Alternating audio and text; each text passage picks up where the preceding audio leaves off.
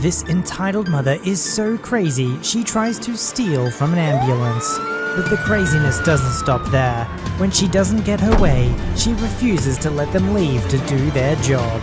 Happy birthday, today's your birthday and on with the revamped show. This is not my story, but my wife's. She's an emergency medical technician. In the cast, EM entitled mother, kid, EM's kid, old sick lady, old man, nice neighbor, PTO 1, public transportation officer 1, and PTO 2, wife and partner, wife's co-worker. A call is received and we head out. A worrying call, not virus related. The old sick lady has other health issues. She is, however, very fragile. They called in a little late hoping it would pass on its own, to limit exposure if possible. It didn't pass. It got quite bad to the point going to the hospital by themselves was no longer an option. We arrive at the house in question. No other options than to double park. Nice neighbor waved us down. Note, as far as I know, he does shopping / gardening etc. for old sick lady and old man. Unsure. Nice guy anyway. Wife went inside and partner gathered equipment needed. Old sick lady is a frequent caller. We knew what she needed. We are now both inside lady's house. Partner mentioned that there was a car waiting in front of the ambulance, and a lady inside was gesturing angrily. Barely 2 minutes pass, a horn starts blaring outside, constantly. Nice neighbor can be heard yelling at someone through the noise. Then silence. A car door slams. An unknown high-pitched voice, EM, can be heard, but too far away to really understand. It's quiet for a bit, then the following can be heard at the doorstep. Door is cracked open. "Get out of my way!" "No ma'am, what are you doing? You need to move your car. You're blocking in the ambulance." "Well, it should have parked in a spot then. There is one right there. Now move and let me in. I have a child in the car. I've been waiting for 10 minutes. Nothing was free when we arrived and we don't care. We park conveniently for us, not you. Meanwhile, we are still caring for old sick lady. "Ma'am, you're not getting in. Do not touch me." "Get me in. I need to talk to the ambulance people." More yelling of the same sort continues. She's not giving up, calling in a disturbance. "What is her problem? I don't know this woman. Why does she want inside my house? Do I call the police? My wife is sick. Why is she yelling?" Old man was getting very anxious about the whole situation. Since partner didn't need my help for the current part, and keeping the calm was more important, I, wife, went to the door. "What is the problem?" "Well, this..."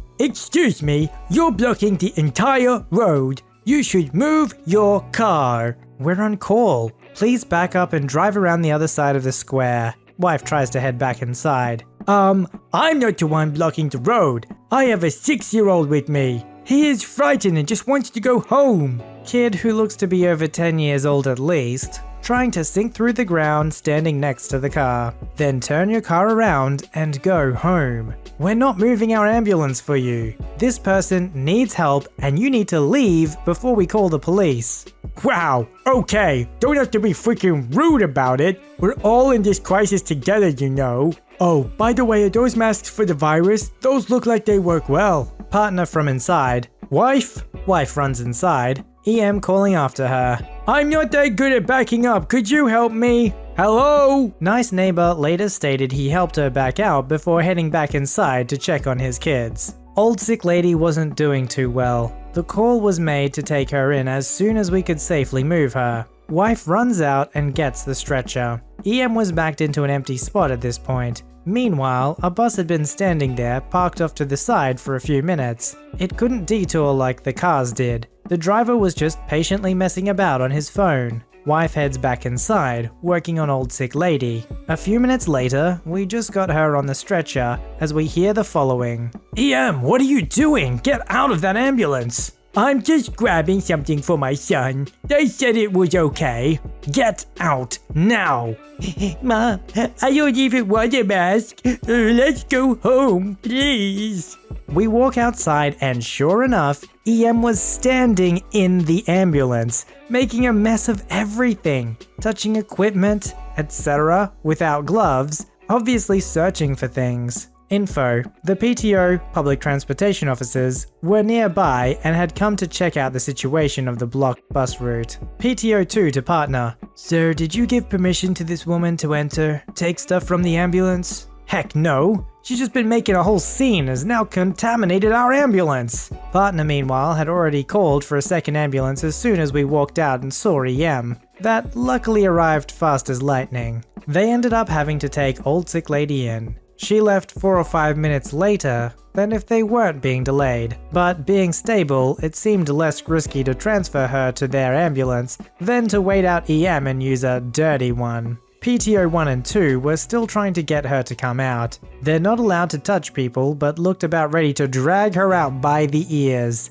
"If they waited that long to even get her outside, she's fine." Ma'am, that is not your call. You're blocking the EMTs from performing their jobs. They could at least hand out masks to people who don't have any. Waiting around for them to finish talking and leave puts us at risk too. Someone didn't take her meds today. Her arguments only became more and more childish. That she had right of way, that there was a parking restriction, etc. PTO 1 and 2 finally got the woman to come out of the ambulance right before the police arrived. They arrested EM. She went ballistic and started crying and grasping at the kid. The poor kid was bawling his eyes out, scared and confused. Nice neighbor ended up calling kid's dad, who came to collect him within minutes. The dad barely said a word, but the kid was crying. He didn't want to visit mum anymore if she kept doing mean things, and dad looked ready to pop her head off her shoulders, but kept his cool. I really felt for that poor boy. The case is clear with not only tons of witnesses, but also recorded on the ambulance's camera, the PTO's body cameras, and the bus's dash cam. This is the thing the entitled mum fails to recognize. If she was the one who had the emergency and needed help, of course she would want the ambulance to be double parked there to help her. She would not care how many people it interrupted. I wouldn't be surprised if she'd blocked traffic before, all for some tiny selfish reason. I love this sub. Read it often. Never thought I'd be lucky enough to have an experience worthy of posting, but I guess tonight, I was the chosen one. For some context, this just happened at Whole Foods in West Los Angeles. So yeah, lots of entitled crazy people in general, I suppose. Me is me, the chosen one. EM, crazy entitled mum. EK, entitled kid, 10ish. Cashier, the poor cashier at checkout. WFM, Whole Foods manager, or assistant manager, not 100% sure. These days, with what's going on, we're using grocery delivery services mostly, but we were out of a few items that my wife needed, so being good husband, off I go to nearby Whole Foods. It's not particularly busy at 7 PM on a Tuesday, so I figure I can get in and out relatively quickly and virus-free. I'm wearing my mask like you're supposed to do, and so are all the employees and customers in the store, and doing social distancing, all that stuff like normal human beings. Anyhow, I have my own bag, and it's just a few items, so I don't need a cart. I grab everything and head to checkout. A bit of a line as only 2 checkout lanes are open. Line is long enough with social distancing, but it backs into one of the aisles. So I go behind the last person and stand, slowly moving up. After about 3 minutes, the line has slowly progressed forward, so that I am at the edge of the aisle, but still several feet from the start of the checkout stand. EM plus EK show up, and literally just move in front of me and cut the line. There were 2 people in front of me at this point, and 3 or 4 behind me. If it had been EM plus EK, with just a handful of items, I probably would have let it go. But they had a full cart, probably 35 plus items in there, including lots of produce that take longer to ring up. I politely say, "Excuse me," to her in a nice voice, but loud enough that unless she is hard of hearing, she heard me. She ignores me completely. I have my mask on, so I repeat with, "Excuse me ma'am, but you cannot cut in line. There are people behind you." Again in a calm, nice demeanor, but louder than before. People in front and behind clearly hear me. Finally, EM spins around and in a tone of voice that is a mixture disgust and just utter rudeness, says, "You weren't in line. You were in the aisle still shopping." No, I was not still shopping. I was on the edge of the aisle because the checkout line was long and everyone is standing a few feet apart. As you can see, there are people behind me also waiting in line. No, I didn't see you in line, and I didn't see all those other people in line either. You must have all gotten in line after me, i.e. 5 people lined up within 60 seconds of her in a mostly empty store. Get real, crazy lady. She also raises her voice well beyond what is reasonably needed to try and make some kind of scene, I guess. This got the attention of the cashier. Is everything okay?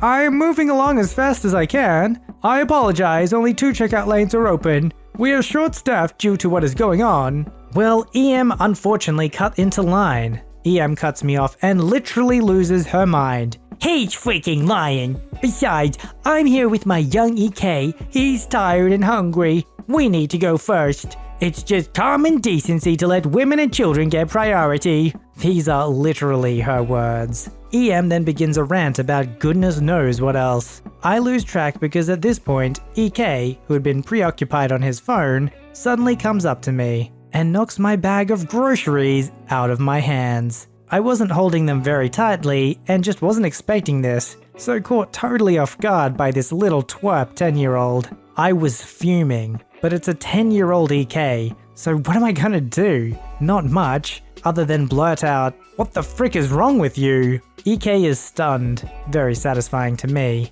EM, who had been ranting a soliloquy of all her woes to the cashier, turns back to me and now begins to verbally berate me on a level I have truly never encountered before in person. Thankfully, cashier sees all the insanity, immediately calls for a manager on the store intercom system. The people behind me in line are just stunned. One of them says, "People are just losing their minds." But otherwise, none of them have really spoken up to now. As soon as WFM manager arrives, EM tries talking over everyone, as follows. EM to WFM. "This freaking jerk guy thinks he is the chosen one and gets to tell people how to live their lives." EM then takes off her face mask. "Can you kick him out of this store? He is making me feel unsafe." "Well, your removal of your face mask is making me feel unsafe, and is also against our temporary store policies due to the pandemic. Please put your mask back on immediately, or you need to leave the store." "What are you talking about? Masks are not mandatory." Me to WFM. I then generally explain everything that's occurred up to this point. Thankfully, the 2 customers right behind me finally speak up and confirm my story. WFM then promptly kicks EM plus EK out of the store, not letting them check out, and tells them to come back later when they have their masks on and are willing to follow social distancing rules and have courtesy towards others. Cashier then finally rings me up and I go on my merry way. Elapsed time nearly 25 minutes. Just inside Whole Foods, should have been 5 to 10 minutes in and out. I get home. Wife angry it took me so long to get 6 items. I tell her the story. She likes the story, but disappointed I didn't get it on video. Life. I think initially the entitled mom did make a mistake and thought it was the end of the line. The problem is when the people behind her were like, you cut in. She was called out and she knew that she had cut in, even if it was accidentally. But by now, she didn't care. And of course, she had to make a big deal out of it to try and keep her place. You know what's a lot worse than being sent back to the end of the line? Being kicked out of the store.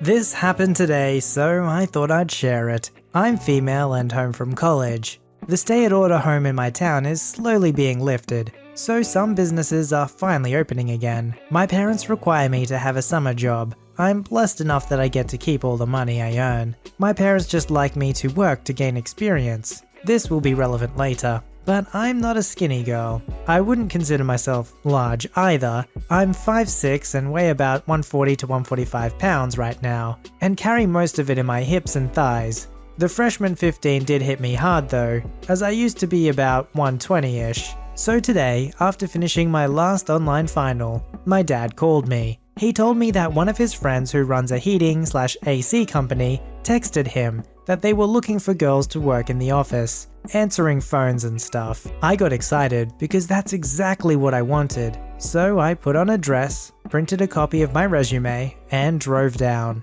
The ladies inside were super nice and asked me to fill out an application, so I sat down to do so. This is where the EM enters. Here's everyone involved. EM entitled mum, e.g. entitled girl, female probably 16ish, P, me, DL1, desk lady 1, this woman is relatively thin, which will be relevant later, DL2, desk lady 2, this woman is plus sized, which will be relevant later, and B, boss of the business. We're in the South, which might be relevant because typically for jobs like this, they're looking for a pretty face to sit behind the counter and talk to customers. This is unspoken though. Yes, it's awful, but hey, I needed a job. So as I'm filling out an application, EM enters with EG. She announces that she's here about the opening, and her daughter would like to apply. DL1 explains that she'll need to fill out an application and hands her one and a pen. They come sit in the lobby right beside me, which I thought was weird, but I didn't say anything. EM to me. Are you here for the job as well? Yes, ma'am.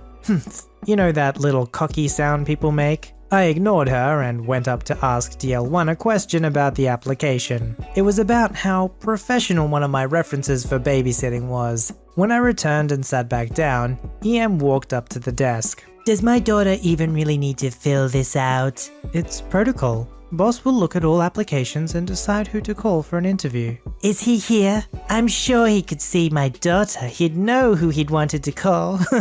He is, but he's seeing visitors right now. How will he know who to hire if he doesn't know what the girls look like? Well, he would need to see their references and we'll make a few calls before he... No, my daughter is an aspiring model. She's won, insert local pageant, in 2019. He needs to see her to know she's the face he wants to see behind the counter interacting with customers. I'm not sure what you mean. This isn't a modeling job.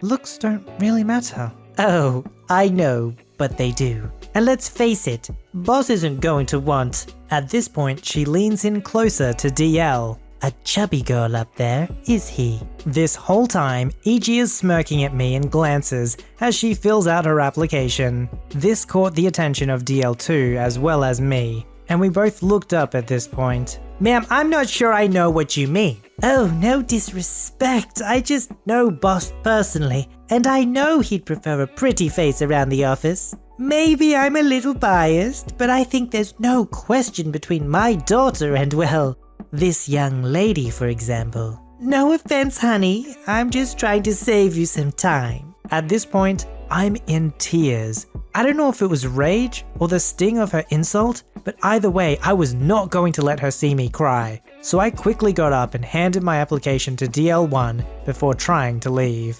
DL2, a plus-sized woman, Sweetie, wait, talking to me. You say you know boss personally, right? To EM. Oh yes, we went to high school together. And you know him so well that you know he'd prefer a skinny woman behind the desk? Well, I didn't say that.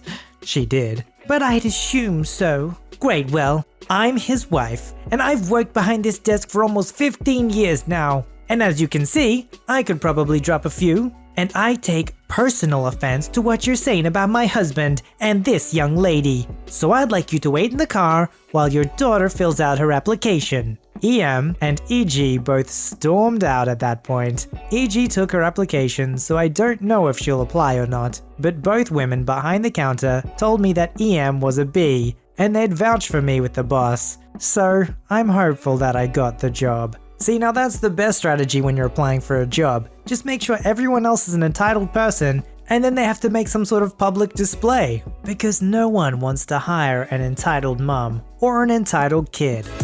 Submit your story to be read on the channel at VoiceyHereStories@gmail.com and join our Voicey veteran community at r/VoiceyHere. Don't forget to like, subscribe, and hit that bell to never miss an episode. Alright, Voicey veterans, I'll see you in the next one.